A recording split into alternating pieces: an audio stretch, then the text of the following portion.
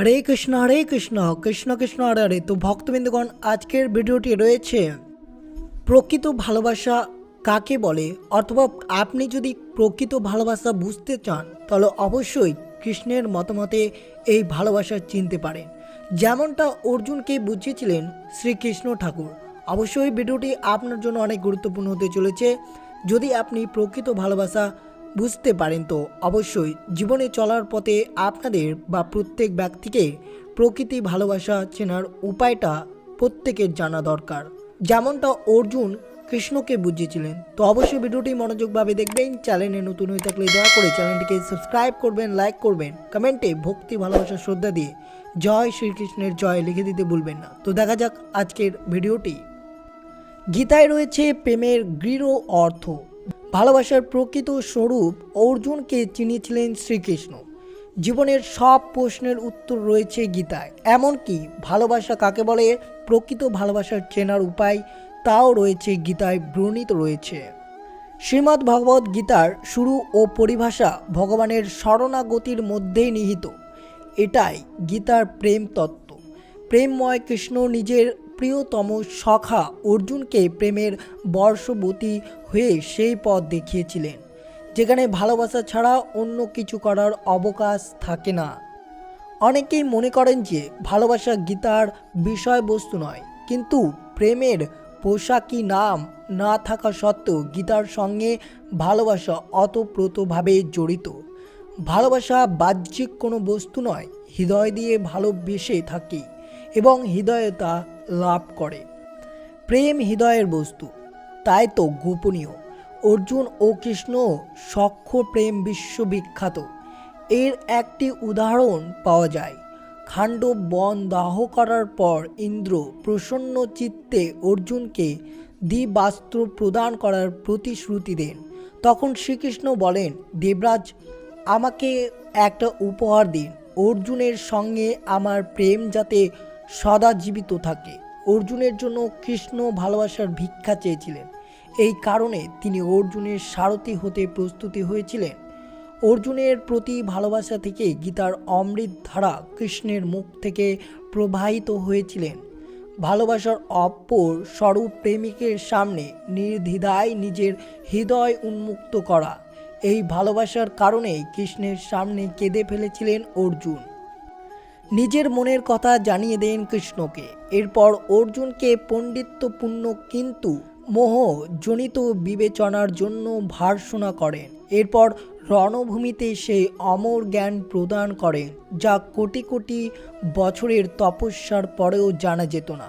সেই ভালোবাসা থেকে বিভূতি যোগ জানিয়ে নিজের বিশ্বরূপ দর্শন করান কৃষ্ণকে। ভালোবাসার কারণে নবম অধ্যায়ে বর্ণিত নিজের গুহ রহস্য অর্জুনকে স্পষ্টভাবে জানিয়ে দেন বাসুদেব। কৃষ্ণ বলেন, তুই আমার অত্যন্ত প্রিয়, তাই আমি নিজের হৃদয় তোর সামনে রাখছি। এটা অত্যন্ত দ্বিধায় বিষয়, সকলের সামনে বলা যায় না। সমস্ত ধরনের গোপনীয়তার মধ্যেও পরম গোপন বিষয়। এটি আমার অত্যন্ত গুপ্ত রহস্যময় শব্দ। এর আগে ইশারা করেছি, আবার শোনো, বসো, তোর ভালোর জন্যেই বলছি, কারণ এতে আমারও ভালো। কি বলবো, নিজের মুখ দিয়ে এমন কথা বলা উচিত নয়, এতে আদর্শ নষ্ট হয়। তুই শুধু ভালোবেসেই যা। প্রেমের অন্তর্গত মন দেওয়া, ভক্তি করা, পুজো ও নমস্কার করা নিজে থেকেই চলে আসে। আমিও তাই করেছি। অতএব ভাই, তুই আমাকে নিজের প্রেমময় জীবনের সখা মেনে নিয়ে আমার মনের মানুষ হয়ে যা। আমার ভক্তি কর, আমার পুজো কর, আমাকেই নমস্কার কর। আমি সত্যি বলছি ভাই, শপথ করছি, এমন করলে আমি আর তুই এক হয়ে যাব। কারণ ঐক্যের প্রেমের ফলাফল। প্রেম নিজের প্রেমা সম্পদ ছাড়া আর কিছুই জানে না, কাউকে চেনে না। তার জীবন, প্রাণ, ধর্ম, কর্ম ও ঈশ্বর যাই আছে সেই সবই প্রেম সম্পদ। তুই সমস্ত চিন্তা ত্যাগ কর, ধর্ম কর্মের প্রয়াস করিস না। শুধু আমার প্রেমের স্বরূপের আশ্রয় নিয়ে নে। প্রেমের আগুনে তোর সমস্ত পাপ ভস্ম হয়ে যাবে, তুই আনন্দে থাকবি। প্রেমে শরীর, মন, লোক, পরলোক ভুলে যাওয়াই আনন্দ তো ভালোবাসার স্বরূপ। ঈশ্বরের ইচ্ছায় নিজের সমস্ত ইচ্ছা মিলিয়ে দেওয়ায়, ঈশ্বরের অস্তিত্ব নিজের অস্তিত্ব মিটিয়ে দেওয়ায় এটি এক রহস্যময় প্রেম, অর্থাৎ এটি প্রেম তত্ত্ব, এটি গীতার রহস্যর কথা লুকিয়ে রয়েছিল। শ্রীমদ্ ভগবদ্ গীতায় ভগবান শ্রীকৃষ্ণের উপদেশ বর্ণিত রয়েছে। গীতার এই উপদেশগুলো মহাভারতের যুদ্ধের সময় শ্রীকৃষ্ণ অর্জুনকে দিয়েছিলেন। গীতায় দেওয়া শিক্ষাগুলো আজও সমানভাবে প্রাসঙ্গিক এবং মানুষকে জীবনযাপনের সঠিক পথ দেখায়। গীতার বাণী জীবনের গ্রহণ করলে উন্নত লাভ করা যায়। গীতা এমন একটি ধর্মগ্রন্থ যা মানুষকে বাঁচাতে শেখায়। গীতা জীবনের ধর্ম, কর্ম এবং প্রেমের পাঠ দেয়। শ্রীমদ্ ভগবদ্ গীতায় জ্ঞান মানব জীবনের জন্য উপযোগী বলে মনে করা হয়। গীতা একটি সম্পূর্ণ জীবন দর্শন করে এবং যে ব্যক্তি এই পথ অনুসরণ করেন তিনি সর্বোত্তম। শ্রীকৃষ্ণ অর্জুনকে বলেছিলেন প্রকৃত ভালোবাসার চেনার লক্ষ্য।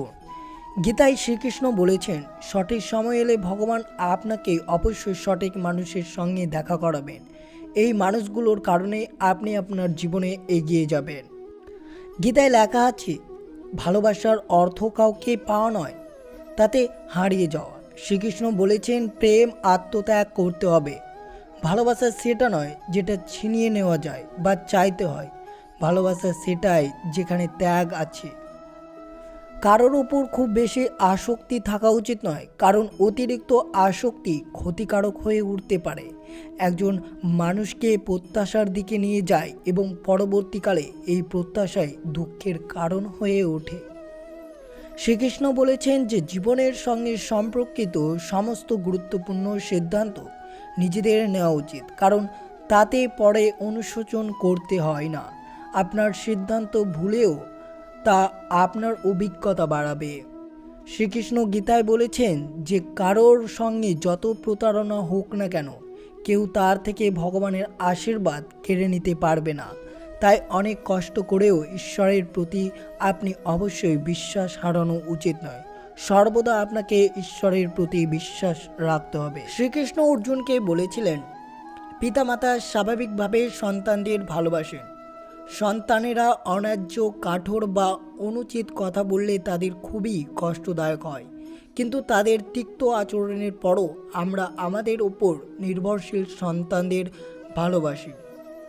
শ্রীল প্রভুপাদ বলেন, জড়জগতের চিন্ময় ভালোবাসায় প্রায় সমতুল্য ভালোবাসা হলেও সন্তানের প্রতি মায়ের ভালোবাসার কারণ সন্তান তা মায়ের শরীর থেকেই তৈরি থাকে।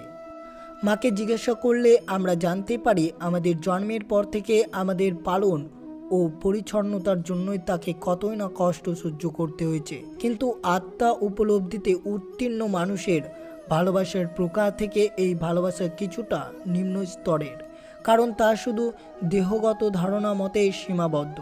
আমাদের ভালোবাসা আমাদের পরিবার, দেশ, গোত্র, ধর্মের মানুষের ক্ষেত্রে সীমাবদ্ধ থাকে। শুধু দেহগত ধারণাতে সীমাবদ্ধ এই ভালোবাসা আমাদের হৃদয়কে কখনো পূর্ণ না দিতে পারে না। শরীর ইন্দ্রিয়ভিত্তিক ভ্রমের গণ্ডি পেরিয়ে পরস্পরকে শ্রীকৃষ্ণের সাথে সম্পর্ক স্থাপনের সহযোগিতা করার মাধ্যমে সম্পর্ক তৈরি করা, যার উদ্দেশ্য হলো নিঃশর্ত ভালোবাসার প্রকৃত অর্থ। নিঃশর্ত বিস্ময়কর এই জগতে সব কিছু ধ্বংসপ্রাপ্ত হয়, তাই শর্ত সাপেক্ষে পৃথিবীতে নিঃশর্ত ভালোবাসার প্রশ্ন কোথায়? আপনার খুব কাছের একজন কথা ভাবুন, তার কোনো বিষয়ে আপনি আকর্ষিত, অবশ্যই তার শরীর নয়। তার শরীর থেকে আত্মাটি বের হয়ে গেলে একটি নিঃশব্দ শরীর পড়ে থাকবে মাত্র। কেউ নিশ্চিত একটি মৃতদেহর সাথে সম্পর্ক স্থাপন করবে না। আপনি যাতে আকৃষ্ট তা হলো ওই ব্যক্তির চেতনা, যাকে শ্রীকৃষ্ণ আত্মার শক্তি বলেছেন। প্রকৃত ভালোবাসা আত্মিক হয়ে থাকে। অনেকেই এই আত্মা শব্দটি ব্যবহার করে থাকে যেসব আপাত ভালোবাসার অনিত্য মানুষের বোঝাতে। কথাটি আমাদের শারীরিক অস্তিত্বের অনেক গভীরে প্রবেশ করে। আত্মা আসলে কি? কেন আমাদের সম্পর্কগুলো দুঃখ পর্যবসিত হয়? কৃষ্ণকে আমাদের যদি নিঃশর্ত ভালোবাসার স্বাদ গ্রহণ করতে হয়, তবে এই প্রশ্নগুলির বিশেষ ব্যাখ্যা রয়েছে। মানুষ সম্পর্কে উন্নয়নের জন্য বই পড়ে, সেবা সেমিনারে যায়, কারণ তারা মানুষের মূল্য বুঝে, তাই তাদের সাথে সম্পর্ক উন্নতর সম্বন্ধ জেনেছেন। তারা শ্রীকৃষ্ণকে সর্ববিষয়ে সর্বোচ্চ নিয়ন্ত মনে করেন। শুধু তিনিই দেখতে পারেন কি করে আমরা পরস্পরের সাথে চিন্ময় সম্পর্কে সম্পর্কিত হতে পারি। গীতাই হচ্ছে জীবনের ধর্ম, কর্ম এবং প্রেমের পাঠ। যে ব্যক্তি গীতার প্রত্যেক দিন নিয়মিত পাঠ করেন তাদের মধ্যে আধ্যাত্মিক বিষয়, ধর্ম, কর্ম এবং প্রেমের পাঠ দেয়। অবশ্যই যদি আপনারা এই বাণী বা এই গীতার যেগুলো শ্রীকৃষ্ণ অর্জুনকে শ্রবণ করিয়েছিলেন সেগুলোই হচ্ছে এক প্রকৃত ভালোবাসা। অবশ্যই ভিডিওটি দেখার জন্য অনেক ধন্যবাদ। চ্যানেলে নতুন হয়ে থাকলে দয়া করে চ্যানেলটিকে সাবস্ক্রাইব করবেন, লাইক করবেন, কমেন্টে ভক্তি, ভালোবাসা, শ্রদ্ধা দিয়ে জয় শ্রীকৃষ্ণের জয় লিখে দিতে ভুলবেন না। এবং অবশ্যই আপনার প্রিয় মানুষ বা ভক্ত বা আত্মীয় বা বন্ধুদের সাথে অবশ্যই ভিডিওটি শেয়ার করবেন। সুস্থ থাকবেন, সতর্ক থাকবেন। জয় শ্রীকৃষ্ণ। রাধে রাধে।